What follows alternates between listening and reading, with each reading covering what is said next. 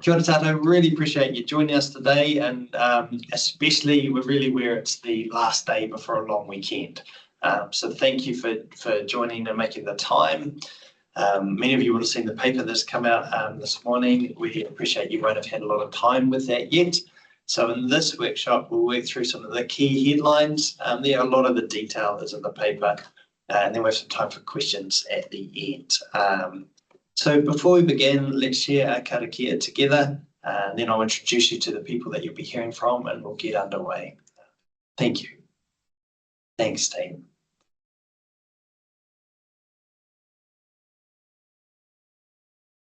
So our karakia is Mauri oho, Mauri tū, Mauri ora, kia tātou, haumie, hui, tāmaki. Kia ora, everyone. Thank you so much.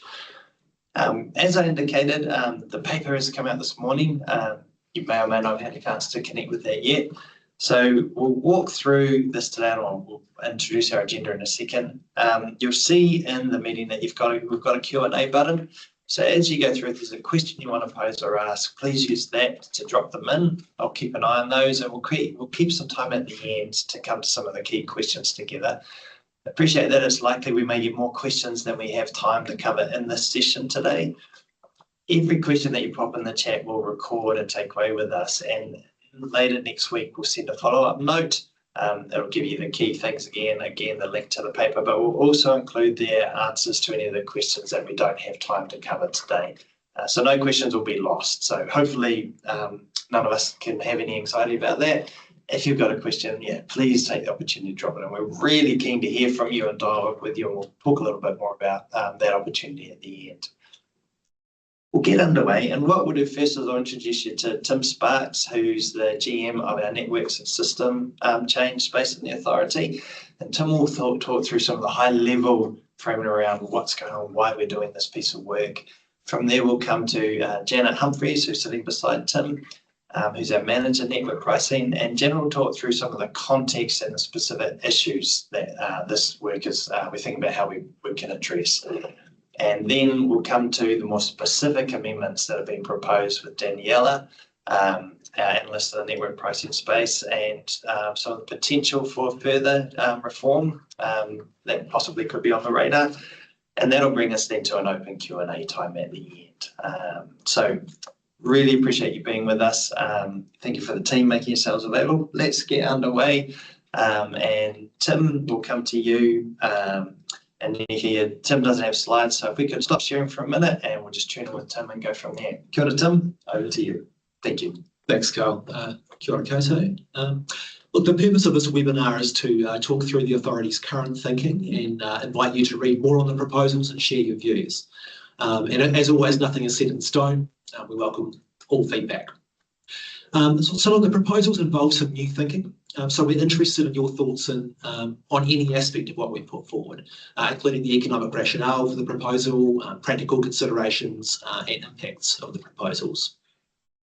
For those with more technical and detailed feedback, we ask you to write a submission as per our usual process on the template at the back of the consultation paper. For others, we've also produced a short and easy to read guide that gives an overview of the main proposals without the technical detail. And that guide is designed for people who own smaller scale generation like rooftop solar. So if this is you, we encourage you to share your feedback via email. You're equally welcome to read and respond to the consultation paper. Over to you. Just a reminder that this session is recorded, and we'll make the video and the slide pack available on our website early next week. So distributed generation pricing principles, what are they and why do they need to change? So these are the principles that guide distributors in how they allocate costs to those who inject electricity into the network, and also how they financially reward them when their electricity benefits the network. So this covers a wide range of parties. It includes households, farms, businesses, or marae with solar installations, but it also includes big wind farms, for example, connected to the local network, so a big range, but it doesn't include generation connected to the national grid. The DG pricing principles have been around since 2007. Like all industry rules, they need to be regularly reviewed to make sure they're still delivering the best outcomes for New Zealanders. And distributed generation has changed a lot in the last 19 years. Obviously, massive increases in things like solar and wind. We're starting to see more larger batteries pop up. This means that a lot more electricity is being injected directly into the local networks, coming from many different sources. And this electricity can be cheaper than other sources. And it's worth noting that generation of the community can have other benefits, like from a resilience point of view.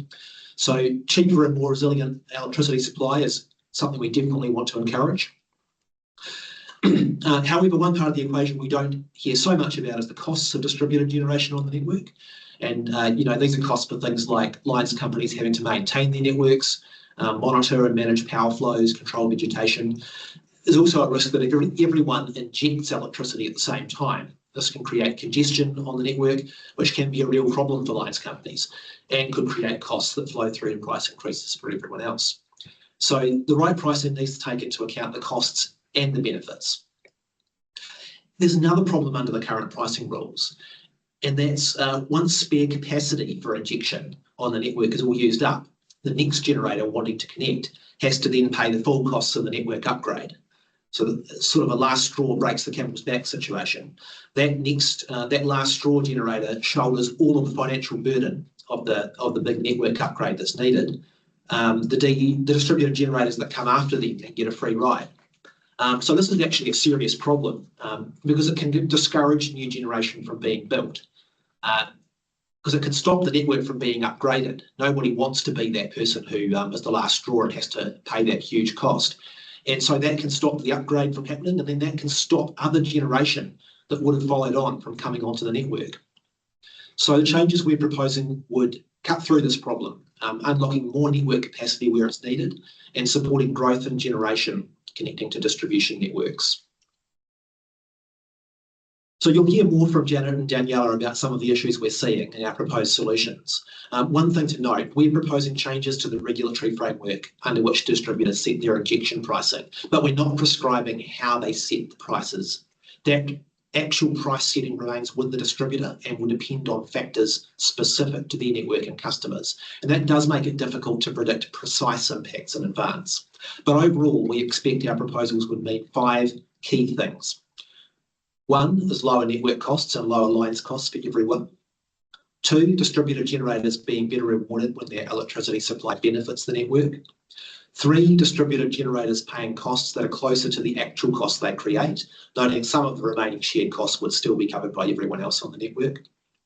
4, everyone else on the network paying fewer of the costs created by distributed generators.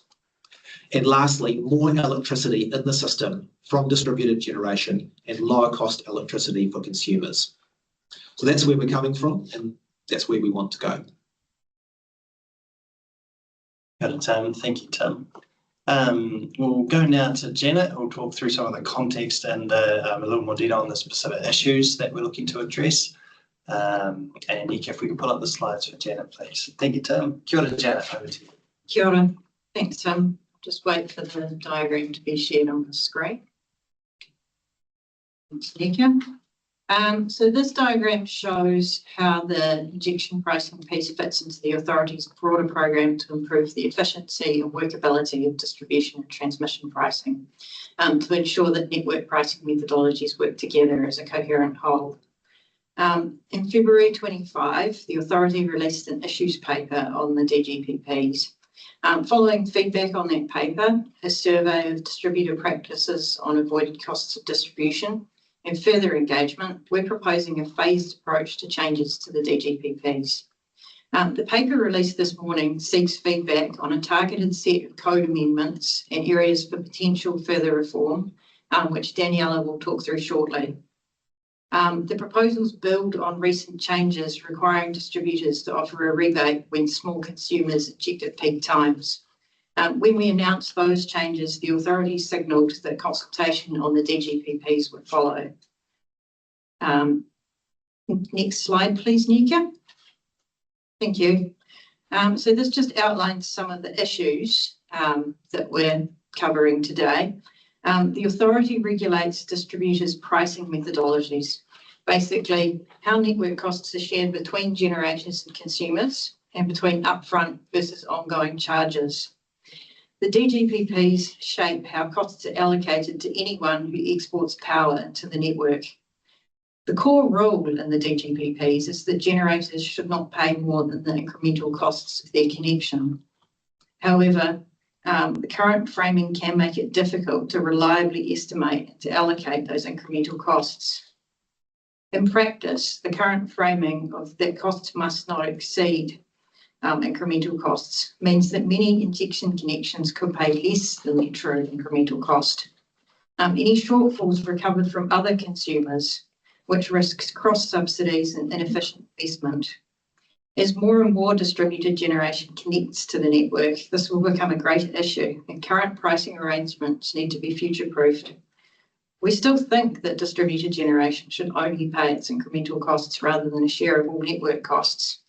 Charging generators for the shared costs would raise the cost of producing electricity, which flows ultimately through to power bills anyway. On this slide, you see 4 issues that we're looking to focus on addressing with these amendments. Under allocation of some incremental costs and benefits. The current DGPPs don't clearly allow allocation of some key cost and benefit categories, like the cumulative impact of many generators on the network, ongoing monitoring and management costs, or the opportunity cost of using network capacity, even though these factors are becoming more important as the amount of distributed generation grows. Similarly, recognition of benefits has been limited. In our survey, we found that only 3 distributors have made payments for avoided offtake capacity under the current framework. First mover and last straw problems. Tim talked a little about this earlier. Under the current rules, you can see large variation in charges between otherwise similar projects. Sometimes the first generator pays the full upgrade cost. Other times the network's free to connect until capacity is exhausted, and then the next generator faces a large cost. In both of those situations can either delay or deter investment. Limitations to how distributors can structure their cost recovery. Sometimes the rules also make it harder to use tools like congestion charging or capacity-based charging to signal efficient network use. And the need for a clear non-discrimination rule, upcoming changes to arm's length thresholds. With the government moving to lift the threshold for distributor-owned generation, we also see a need for an explicit rule to ensure that pricing does not favour a distributor's own or related party generation. That's a summary of the issues, so I'll hand over to Daniela now so that she can talk through the proposed code amendments. Thanks, Janet. Thanks, Janet. Well, this slide, as you see, sets out what are the key proposals in this consultation paper, and it started from at the top of the slide. First, we consider that it's better to frame pricing requirements around injection and offtake rather than talking about distributed generation or load. This proposed change in terminology will apply only within the distribution pricing framework. Second, we are proposing to reframe the incremental cost rule. So instead of charges not exceeding incremental cost, we are proposing they reflect a reasonable estimate of incremental cost. This shifts incremental cost from being a cap to acting as an anchor. We want distributors to target charging the true incremental cost, which will help reducing the risk of inefficiently subsidizing generation. We are also proposing clearer guidance on what type of cost and benefits can be reflected in the incremental cost calculations. So, of course, depending on the network circumstances, this incremental cost could include share of aggregated impacts from many small injection connections, what we call in the paper cumulative cost, such as congestion management, transmission cost, that's what Janet was referring to. Also, maintenance of or vegetation management cost, that's what we call also in the paper programmatic cost, and costs or benefits linked to using injection capacity or freeing up of the capacity. Also, we want to recognize the benefit, that incremental benefit that DG can create, and we we also had examples of it. So we expect distributors to use injection pricing to recognize these benefits and support efficient network investment.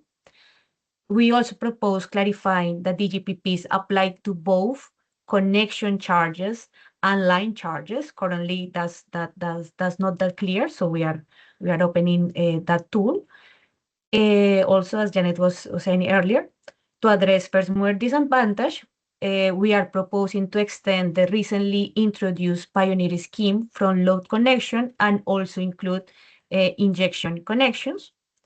In addition, we propose an explicit rule to ensure that pricing doesn't favor a distributor's own or related party generation, but that the pricing rules apply even to all.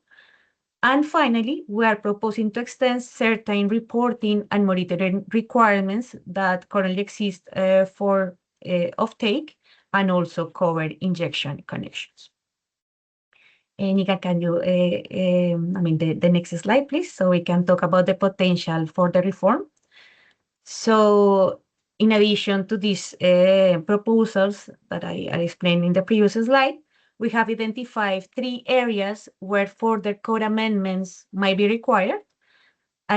First, graded oversight of capacity pricing, as Janet was saying, and as the previous slide was proposing. We are recommending to expand the tools available to distributors in relation of capacity cost, and maybe also using, depending on the network circumstances, congestion charges. So we see feedback also if the authority could strengthen this oversight, but by considering additional principles, more disclosure requirements, or if more specific guidance is needed. Another topic is transmission bypass principle, where we seek feedback on the scope of a potential transmission bypass.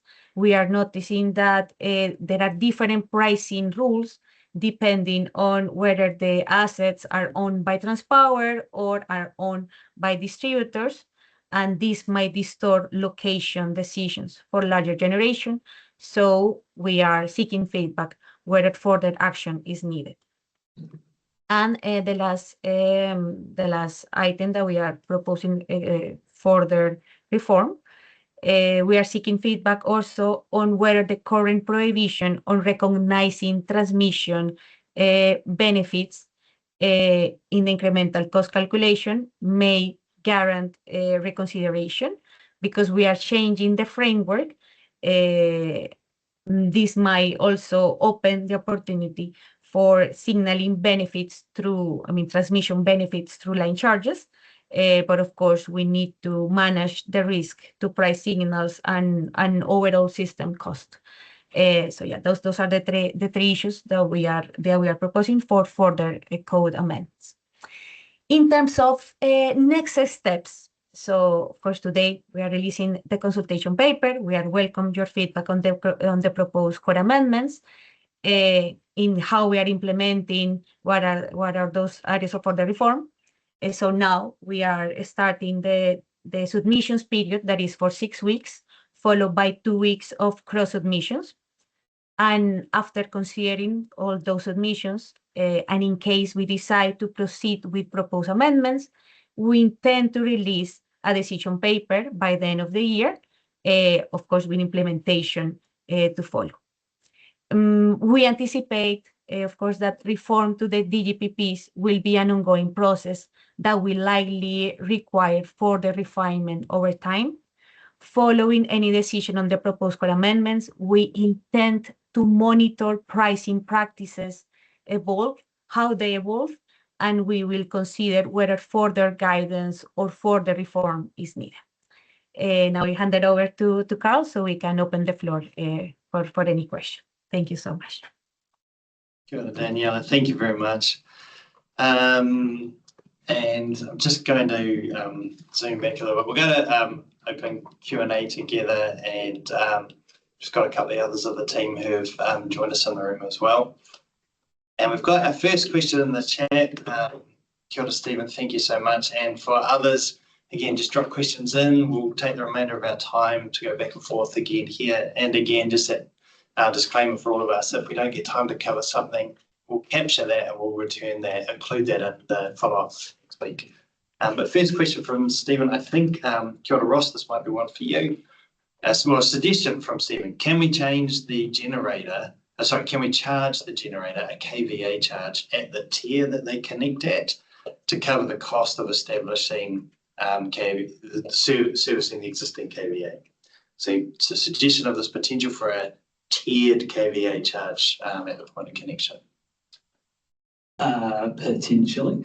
I think that sounds to me a bit like what we've called capacity cost allocation. So that's recognising in the connection charge the cost of consuming available capacity in the network, and that can be a function of which tier or how high up in the network you connect to. So if you connect at sub-transmission level, you're not consuming any capacity downstream of sub-transmission level. If you're connecting at low voltage, then you might be consuming capacity at multiple tiers above you in the network.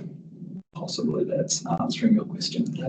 Thanks, Ross. But yeah, good, Stephen, thank you. Additional question from Alex. Kia ora, Alex. Tim, Janet, this might be one for you, I think. Does the authority have a view on retailers not passing on the rebate from lines companies for injection? While it's good to have this mechanism in place, if it's not passed on, it will not serve its intended purpose. And then Alex has noted a couple of examples in the chat. So yeah, thoughts from there. Thank you, Alex. Yeah, look, the authority is regulating charges for distributors. These distribution pricing charges are an important input to retailers' costs. They're not the only input, right? Retailers also have to purchase energy. So they have that's an important other input cost for them that they have to take into account alongside distribution pricing charges and rebates. And retailers also have a really important role in designing retail offerings for their own customers. And retailers know their customers better than we do. So we are pretty reluctant to go directly into making retailers do particular things around pricing. We think they have an important role to play in managing those input costs and risks and in designing offerings that their customers can appreciate. And so I think the charges and the rebates are an important input into that. But that's not something that we want to get involved in and mandate retailers to do. Thank you, Tim. Kia ora again, Alex. Additional question from Jonathan. Thank you, Jonathan. And Daniela, Janet, Tim, this might be one for between yourselves. Jonathan's querying, once there's a final decision made at the potentially the end of 2026, how long will EDBs have to implement the changes, and also any new reporting requirements that arise as a result of those changes? So I guess the lead time for EDBs once a potential decision is made. I can take that one. Thanks, Janet. We have a commencement timeline outlined in the paper, but I would note that that timeline is indicative only and will depend on the timing of future stages of this reform, which we've indicated is happening later this year. So that recognises the scale of change, that draft implementation timeline, with connection charges potentially applying from the 1st of February 2027, and then lines charges from the 1st of April that same year, with an option to defer to April 2028, which gives time for distributors to update methodologies, consult and develop new tools. We'd also note that we would commit to providing guidance and examples to help with implementation as well. Sure, Janet, thank you. Ross or James, I suspect this next question from Nikki might be one for either of you. Kia ora, Nikki, thank you. What is Nikki's referring to table A1 in the paper this morning? What is driving the significant reduction in annual cost reallocations per ICP? Referring to table A1, page 55. Why are ICPs expected to save so much in transmission cost allocations, and where will these costs be recovered? Thank you, Nikki. the team are just catching up with that specific reference, Nikki. So thank you. Yeah, so one of the proposals is that the clarification of what's included in the scope of incremental costs to include cumulative costs. So that's where a population of injecting connections on a network cumulatively linked to a cost rather than individually. One of the key costs of that nature are some of the TPM charges, particularly benefit-based charges, which depending on the region, depending on the investment, depending on what's happening on the network, can be allocated by Transpower on the basis of injection coming from a network. So that's a modelling of those injection-driven transmission charges, recovering those from injection on the network rather than from back on the network. Thank you. Similarly, we've got another question about the technical settings. Kia ora, Simon. Thank you, Simon. Why did we leave the upper limit for compulsory rebate at 45 kW? There are many farmers who will have a higher output who are not professional, typical solar farms. They will now need to negotiate with their distributor. I can start. Thank you, Janet. An answer for that one. Rewarding larger scale DG is more complex. We put in place that broad-based rebate for the smaller scale distributed generators because their generation is less likely to overwhelm network capacity and can be more diversified. The benefits can be averaged over the network without the risk of over-incentivising exports. It recognises that to date it's been very difficult to reward some of those cumulative costs under the DGPPs.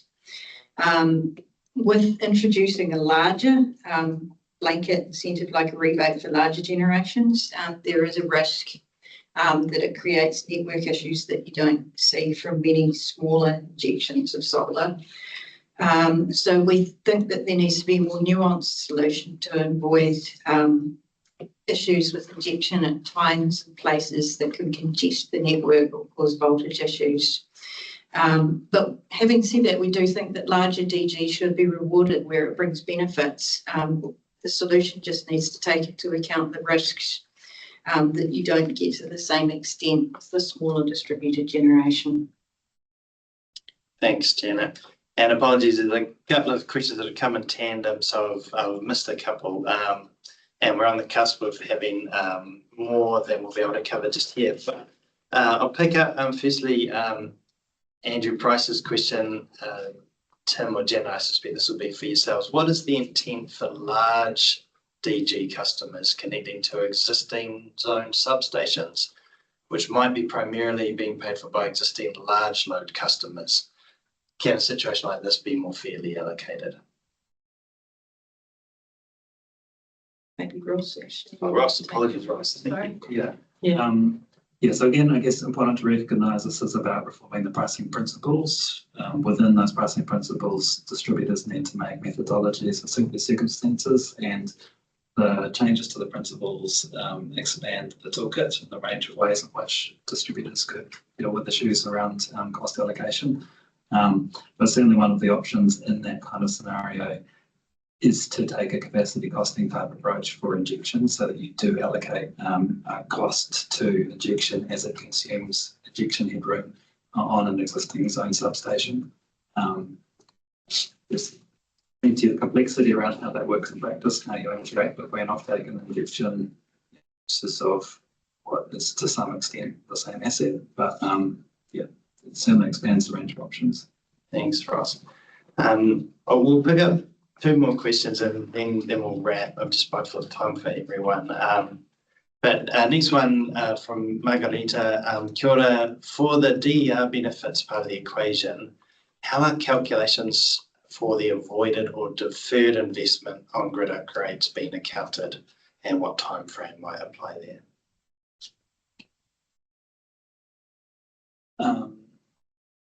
Yep. So if I assume by grid you mean distribution network rather than transmission grid, because the transmission benefits are included. Again, it's principles level amendments here, so how distributors convert that into a methodology is the next step down. That's really a domain where guidance, for implementation probably helps quite a bit. So it depends whether you're, it depends how the rest of your charging is structured as to how you might best do that. Kia ora, Ross, thank you. And probably the last question we've got time from, appreciate everyone's calendars, from Shehir. How are we quantifying the benefits to networks to justify the loss of revenue from paying customers or generators? Shehir adds that EDBs get a regulated revenue based on asset cost. Shehir's concern is where this additional money would come from and whether that may just result in increases for all other customers, i.e. non-generators. Yeah, I mean, I think it's important to recognise we're dealing with cost allocation here, not dealing with revenue caps. So, rules around network pricing shift where costs fall as between types of consumers or producers and as from one connection to the next. What they tend not to do, other than through their kind of long range impact on the incentives they create and the way that the network evolves, what they don't do is stop a distributor from being kept whole and being able to recover its costs. So where costs are shifted to injection as a class, they're coming off take and vice versa. Yeah, Ross, thank you.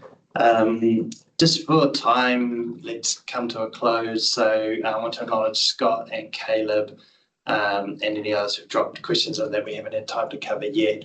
We'll pick those up and we'll include them and responses to them in the follow-up note next week. Similarly, as we close now, if any of you had a question, once you get off the chat and we close, we go, I really wish I'd asked this. Please see if you should quickly be able to still stop it, drop it in the Q&A, and we'll pick that up over the next half hour or so.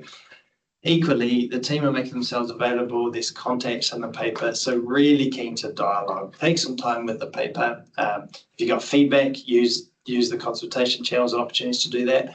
If you need some clarification of things that aren't clear, let us know, and we'll continue to communicate so everyone has the benefit of that, the same response.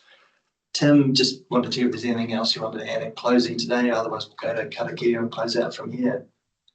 Oh, thanks, Carl. Yeah, look, I'd just emphasise that these are proposals and we're very open to hearing your feedback on any aspect of them, and we'll be looking carefully at that as we go on. So appreciate your input. Yeah, awesome, Tim. Thank you.